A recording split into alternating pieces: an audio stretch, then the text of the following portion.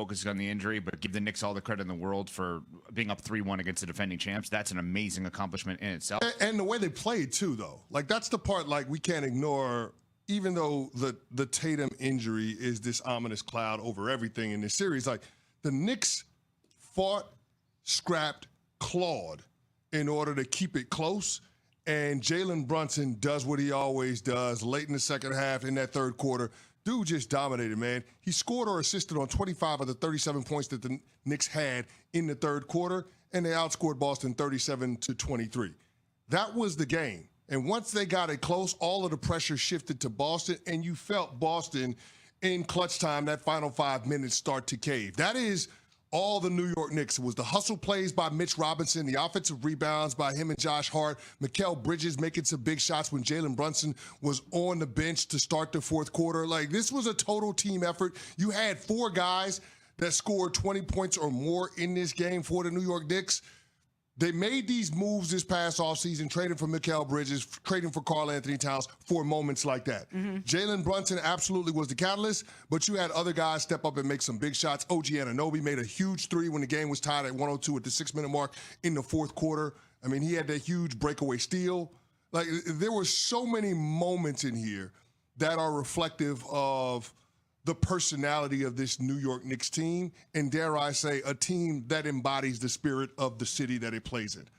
That is a proud moment if you're a Knicks fan, which you saw last night. No, I love that you went there. And I know that so much of the story today is, of course, going to be about the Tatum injury and the fact that the defending champs are down 3-1. But we cannot let it go today without talking about the way the Knicks won this game. You're down all 3 games against the defending champs, and you find a way to come back. The heart and composure that this group has, it cannot be overstated.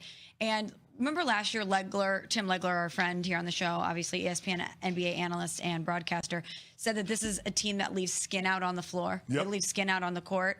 That's a factor that we didn't really talk about enough heading into these playoffs. It's just the never give up attitude that we've seen from this group of Knicks players. And give credit to Tibbs, too, for the way that he coaches them.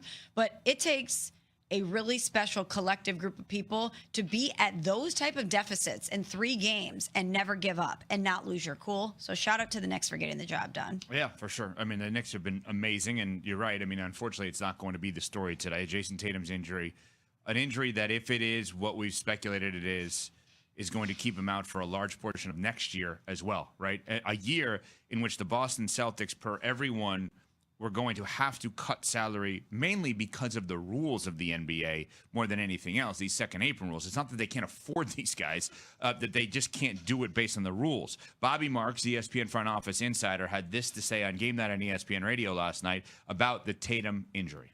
You know, certainly for the short term, it's devastating when you lose a game, you know, a game that puts you up against the brink of being eliminated here. And it looks like certainly it's a significant injury here, and now you're going to have to ask for more of Jalen Brown and Peyton Pritchard and Derek White and that group to try to get you back to a Game 6 in New York. I think long term, I think it's even more devastating because there was going to be questions as far as with the Celtics team, as far as if they didn't win another championship or get to the NBA Finals, if this group was going to be broken up. And now, if we've got a Tatum injury that's, you know, certainly significant, I think there's going to be a lot of questions as far as if we've seen the last of this Celtics team as is right now, just based on where this payroll is going to go next year. Yeah, and I don't think it makes any sense now moving forward to try to keep some of these guys that are going to be, obviously, that we all will be older when Tatum comes back. But if you look at next year and you say, unfortunately, tragically, next year for Tatum could be a wash, well, that's Porzingis' last year. And based on some of the health stuff, I don't know that the Celtics are going to be like, oh, let's extend him. He's a unique player. He's great. He helped them win a championship. Drew Holiday has 3 years left on his deal. He's 34 years old. So you're not like, those 2 guys are way more likely than not to not be on the team, I think, based on the injury last night. And now you're looking at the Boston Celtics, who we are so used to with this group right now, that we're the favorites in many ways going into this as the defending champs, at least in the Eastern Conference. We thought Celtics Cavs. 3/5 of the starting lineup on opening night next year probably will not be on the Celtics starting lineup for opening night. They may be on the Celtics, but I'm going to assume that Porzingis will be on another team next year. Holiday will be on another team next year. and Tatum will be hurt for opening night. Brown and White are probably going to be the only two guys, if even that, opening night Boston Celtics next year. And I don't even think that's a bold statement. I don't know if it becomes a 2-for-1 deal. I don't know what it's going to become, but I think you're looking at that starting lineup from last night, or the traditional starting lineup they've had, and say 2/5 of them will be available for them opening night next year. Porzingis gone. Holiday gone. Don't think Jalen Brown gone, but I don't think you can rule anything out right now.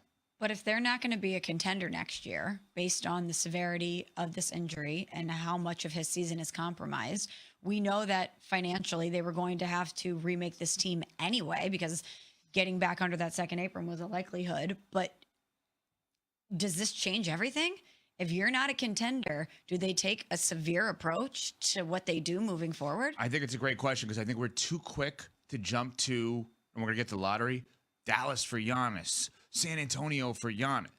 Like, there are other players in addition to Giannis that, like, for instance, San Antonio may look at, we have 2, we have 14, we have all these young guys. If Jalen Brown's available, he certainly fits with Wemby. Like, I'm not saying they would do that. I'm saying I think we're too quick to jump to Giannis because it's newsy and it's possible, but there are other guys. And do the Celtics take advantage of that right now? Do the Celtics say we need a reset year anyway and we got to get lower in dollars? And there are all these young teams that feel like they're close. Let's help them get closer.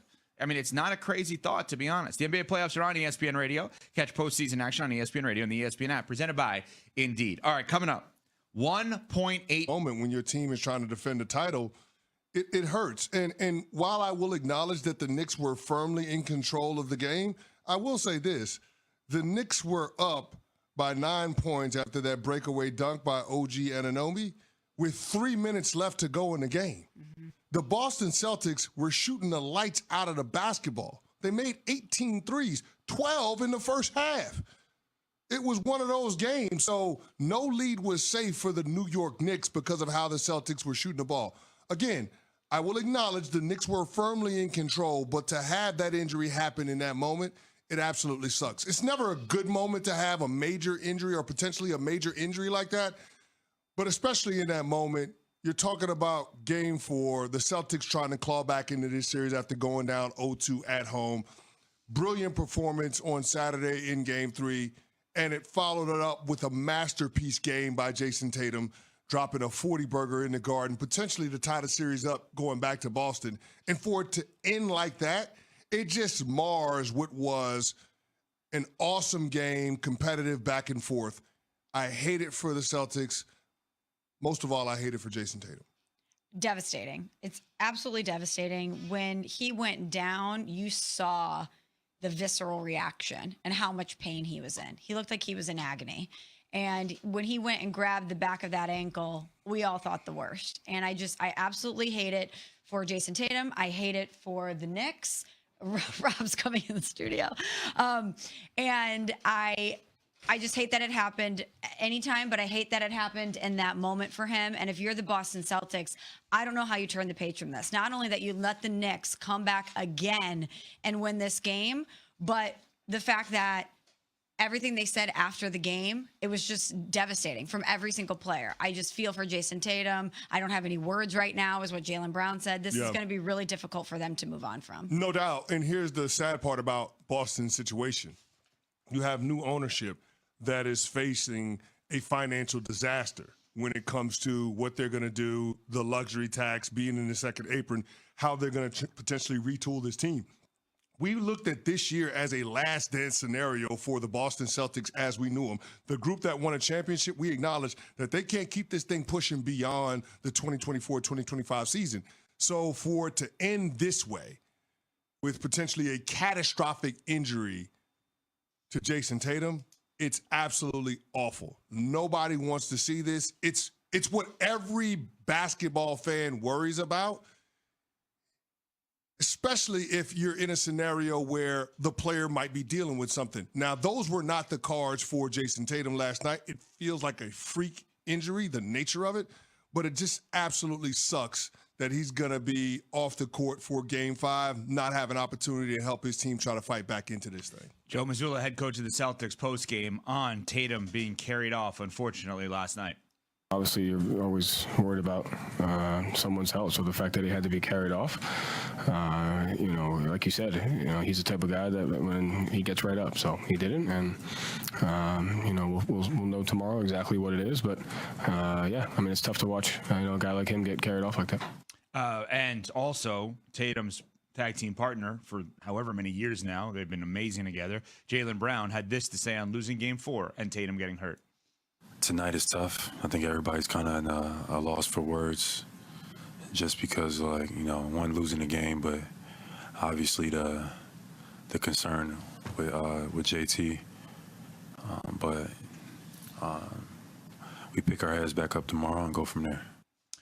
It's awful, obviously. And the sad thing is, if it is, again, I'm just talking, not reporting here on this. If it is what we think it could be of an Achilles injury, there's a very good chance his season next